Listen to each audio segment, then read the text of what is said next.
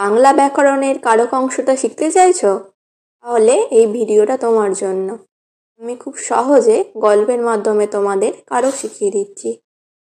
দেখো, তুমি যেমন তোমার বাড়ির মানুষগুলোর মধ্যে কাউকে বাবা মা, কাউকে দাদা দিদি বলে ডাকো, তেমনি তুমিও ওদের কারো ছেলে বা মেয়ে, কারো বা ভাই বোন। এগুলো যেমন এক একটা সম্বোধন বা ডাক, তেমনি এগুলো তোমার সাথে ওদের বা ওদের সাথে তোমার সম্পর্ক। একই রকমভাবে কারকেও সম্পর্কের ভিত্তিতে বিভিন্ন নাম দেওয়া হয়, যেমন কর্তৃকারক, কর্মকারক, করণকারক আরও ইত্যাদি ইত্যাদি। আর এই সম্পর্কের কেন্দ্রে থাকে ক্রিয়াপদ, অর্থাৎ একটি বাক্যে ক্রিয়াপদের সাথে ওই বাক্যে থাকা অন্যান্য মানুষজন মানে অন্যান্য পদের সম্পর্ককে কারক বলে।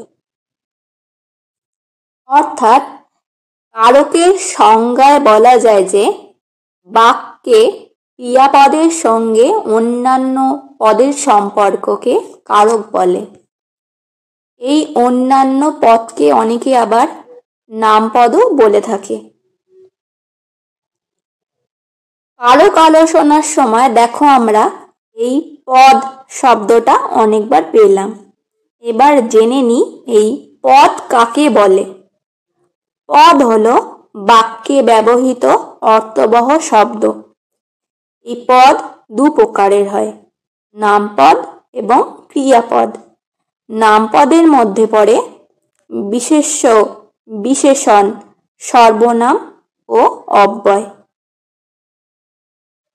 কারক শিখতে কিন্তু এই বিশেষ্য, সর্বনাম ও ক্রিয়াপদেরই বেশি প্রয়োজন হয়, তাই এগুলো সম্পর্কে একটু জেনে নিই।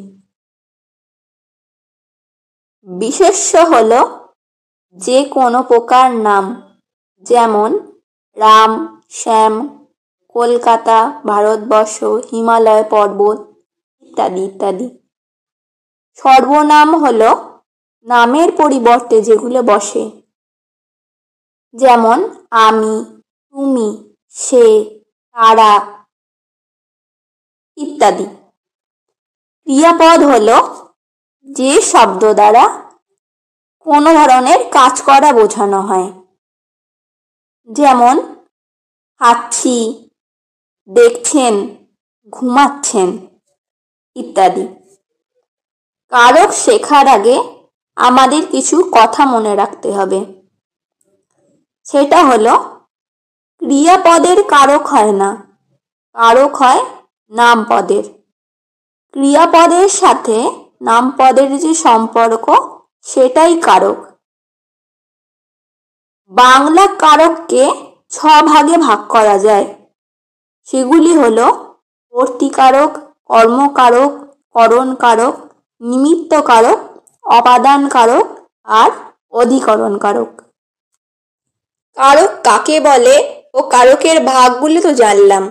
এবার আমরা কারক নির্ণয় করতে শিখি। প্রথমেই একটা বাক্য নিই। পঞ্চায়েত প্রধান তার অফিসে বন্যার্তদের জন্য সরকারি তহবিল থেকে কর্মচারীদের দিয়ে ত্রাণ সামগ্রী দিচ্ছেন। এখানে ক্রিয়াপদ হলো দিচ্ছেন। এবার এই দিচ্ছেন ক্রিয়াপদকে কিছু প্রশ্ন করি, যেমন কে দিচ্ছেন? উত্তর পাবো পঞ্চায়েত প্রধান। কে? এই প্রশ্নের উত্তরে যেহেতু আমরা পঞ্চায়েত প্রধান উত্তর পেলাম, তাই এটা কর্তৃকারক। এভাবেই কি বা কাকে দিয়ে প্রশ্ন করে কর্মকারক পাবো, কাদের জন্য দিয়ে প্রশ্ন করে নিমিত্তকারক পাবো, কিভাবে বা কিসের দ্বারা দিয়ে প্রশ্ন করে করণকারক পাবো, কোথা থেকে প্রশ্ন করে অপাদানকারক পাবো, আর কোথায় প্রশ্ন করে অধিকরণকারক পাবো। কিন্তু এই নিয়ম ছাড়াও আমি আর একটা অন্য পদ্ধতি তোমাদের শেখাবো, কারণ এইভাবে সবসময় সঠিক কারক নির্ণয় করা যায় না। এই ক্রিয়াপদকে প্রশ্ন করে উত্তর পাওয়া আর তার উপর নির্ভর করে কারক নির্ণয় করা, এই পদ্ধতিতে বেশিরভাগ ক্ষেত্রেই কর্তৃকারক ও কর্মকারক নির্ণয়ে সমস্যা দেখা যায়। কিছু ক্ষেত্রে আবার বাকি কারকগুলো নির্ণয় করতেও সমস্যা হয়। যেমন 2 নম্বর বাক্যটার দিকে খেয়াল করো। পুরানো ঘিয়ে অনেক রোগের উপশম করে। এখানে ঘি শব্দটির নিচে দাগ দেওয়া আছে, মানে ঘি শব্দটি কোন কারক তা নির্ণয় করতে হবে। এর ক্রিয়াপদ উপশম করে। যদি কি দিয়ে প্রশ্ন করে বলি কি রোগের উপশম করে, তাহলে উত্তর পাবো ঘি, অর্থাৎ ঘি কর্তৃকারক হলো। এটা কিন্তু প্রশ্ন উত্তর নিয়ম মেনেই হচ্ছে। এবার 1 নম্বর বাক্যটির দিকে দেখো। কাছারিতে কত টাকা দিলেন? এখানে কাছারিতে এই শব্দটির নিচে দাগ দেওয়া আছে, অর্থাৎ এই শব্দটি কোন কারক তা বলতে হবে। এখানে ক্রিয়াপদ দিলেন। এই দিলেন ক্রিয়াপদকে প্রশ্ন করে আমরা যদি বলি কোথায় টাকা দিলেন, বা প্রশ্ন করি কাকে টাকা দিলেন, দুটো ক্ষেত্রেই দেখো উত্তর আসছে কাছারিতে। কিন্তু কোথায় টাকা দিলেন প্রশ্নটা এক্ষেত্রে বেশি খাপ খাচ্ছে বলে মনে হবে, তাই অনেকেই উত্তর করে অধিকরণ কারক, কিন্তু কাছারিতে শব্দটি কর্মকারক হয়। এইরকমই আরেকটি বাক্য হলো আমাদের ইতিহাস নেই। এখানে ইতিহাস শব্দটি কোন কারক তা বলতে হবে। এখানেও দেখো যদি কি নেই প্রশ্ন করি বা কে নেই প্রশ্ন করি, দুটো ক্ষেত্রেই উত্তর আসছে ইতিহাস নেই। এবারেও দেখো কি নেই প্রশ্নটা বেশি গ্রহণযোগ্য বলে মনে হচ্ছে, তাই অনেকে ইতিহাস এই শব্দটি কর্মকারক করে, কিন্তু এর সঠিক উত্তর হবে কর্তৃকারক। এইসব কারণেই আমি তোমাদের কারক নির্ণয় করার কেবলমাত্র 2টি উপায়ের কথা বলবো।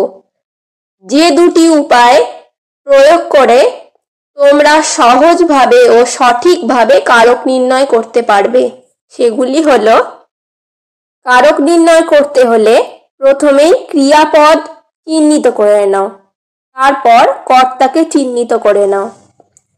2, নাবাচক বাক্যকে হ্যাঁ বাচক বাক্যে রূপান্তরিত করো মনে মনে। তাহলে কি হবে? তাহলে ক্রিয়াপদ নির্ণয় করা যেমন সুবিধা হবে, তেমনি কারক নির্ণয় করাও সহজ হবে। তাহলে আমি দুটো পদ্ধতির কথা বা দুটো উপায়ের কথা বললাম। 1, কারক নির্ণয় করতে হলে প্রথমেই ক্রিয়াপদ চিহ্নিত করা দরকার, তারপরে কর্তাকে চিহ্নিত করা দরকার। আর 2, নাবাচক বাক্যকে মনে মনে হ্যাঁ বাচক বাক্যে রূপান্তরিত করে নেওয়া দরকার। তাহলে ক্রিয়াপদ এবং কারক উভয় নির্ণয় করাই সহজ হবে। এখন তোমাদের অনেকেরই প্রশ্ন হতে পারে, এই মাত্র দুটো উপায়ে কি আমরা সঠিকভাবে কারক নির্ণয় করতে পারবো? আর যেভাবে সবাই কারক নির্ণয় করতে শেখায়, মানে ক্রিয়াপদকে প্রশ্ন করার পদ্ধতি, সেটা কি ভুল? তাদের প্রতি আমার উত্তর, তোমরা নিজেরাই বুঝতে পারবে বেশিরভাগ জায়গায় আমার বলা দুটো পদ্ধতি বেশি কাজে আসছে। তাই বলে পুরোনো পদ্ধতিতে কিন্তু কোনো ভুল নেই। সময় বিশেষে অনেক জায়গায় আমরা সেগুলো ব্যবহার করব। আসলে দুটো পদ্ধতিই একে অপরের পরিপূরক। আর আমাদের উদ্দেশ্য হলো তোমরা যে পদ্ধতি ব্যবহার করে সহজভাবে ও সঠিকভাবে নিজেরাই কারক নির্ণয় করতে পারো সেটা শেখানো। আচ্ছা, কারক নির্ণয়ের উপায় তো শিখলে, এবার প্রয়োগ করতে শিখতে হবে তো নাকি? মনে আছে তো? আমি কিন্তু প্রথমেই বলেছিলাম ক্রিয়াপদকে চিহ্নিত করতে, তারপর বলেছিলাম কর্তাকে চিহ্নিত করতে। ক্রিয়াপদকে কিন্তু তোমরা সহজেই চিহ্নিত করতে পারবে বা চিনতে পারবে, কিন্তু কর্তাকে চিনবে কি করে? এর জন্য অবশ্যই তোমাদের কারকের প্রথম ভাগ কর্তৃকারক সম্পর্কে জানতে হবে। কর্তৃকারক খুব সহজভাবে বলতে গেলে যে বা যারা ক্রিয়া সম্পাদন করে সেই কর্তৃকারক বা কর্তা। অর্থাৎ যে কাজ করে সেই কর্তা। এই কর্তা কিন্তু যে কেউ হতে পারে, প্রাণী, অপ্রাণী, জীব, জড় ইত্যাদি। যেমন আমি জল খাচ্ছি, এখানে ক্রিয়াপদ খাচ্ছি। এই খাওয়া কাজটা করছে কে? আমি করছি, তাই আমি এখানে কর্তৃকারক। সেরকমই 2 নম্বর বাক্যটা দেখো, জল থেকে শব্দ উঠে আসছে। এই উঠে আসা কাজটা কে করছে? শব্দ করছে, এই শব্দ এখানে কর্তৃকারক। 4 নম্বর বাক্যটা দেখো, আমাদের ইতিহাস নেই। দেখো, এটা নাবাচক বাক্য, মনে আছে তো? নাবাচক বাক্যকে হ্যাঁ বাচক বাক্যে পরিণত করে নিয়ে তারপরে কারক নির্ণয় করতে বলেছিলাম। আমাদের ইতিহাস নেই, এই বাক্যটাকে হ্যাঁ বাচক বাক্যে পরিণত করে নিলে কি হবে? আমাদের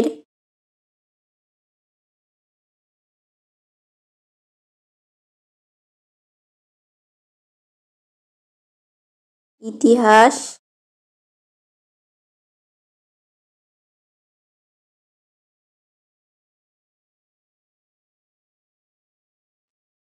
আছে।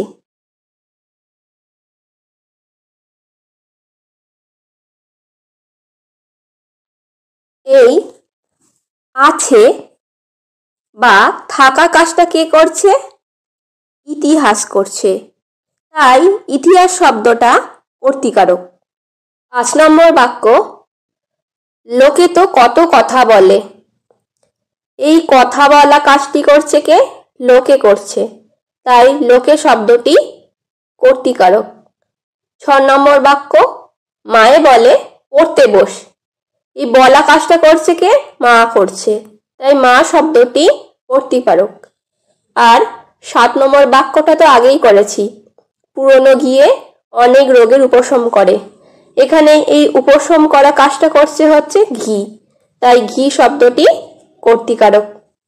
অর্থাৎ বাক্যে যে কাজ করে সেই কর্তা, তবে বিশেষ ক্ষেত্রে কর্তা উহ্য থাকতে পারে, অর্থাৎ কর্তার উল্লেখ নাও থাকতে পারে। 2 কর্তৃকারক প্রাণী, অপ্রাণী, জড় বা নিষ্প্রাণ বস্তুও হতে পারে, এটা সবসময় মনে রাখতে হবে। আর 3 সবসময় ক্রিয়াপদকে কে দিয়ে প্রশ্ন করে কর্তৃকারক নির্ণয় নাও করা যেতে পারে, এটা আমাদের মনে রাখা দরকার। তাহলে আজ এতটুকুই থাক। ভিডিওতে আলোচিত কোনো অংশ যদি বুঝতে অসুবিধা হয় বা কঠিন বলে মনে হয় তাহলে কমেন্ট করো, আমি পরের ভিডিওয় অবশ্যই সেই অংশটি আরও সহজ করে বুঝিয়ে দেওয়ার চেষ্টা করব। দেখা হবে পরের ভিডিওয় কর্তৃকারক সম্পর্কে বিস্তারিত আলোচনা নিয়ে। ততক্ষণ পর্যন্ত তোমরা সুস্থ থাকো, ভালো থাকো। ভিডিওটা ভালো লাগলে অবশ্যই লাইক করো, কমেন্ট করো, বন্ধুদের সঙ্গে শেয়ার করো। আর এরকম আরও ভিডিও পেতে চ্যানেলটি সাবস্ক্রাইব করে পাশে থাকা বেল আইকনটি প্রেস করো। ধন্যবাদ।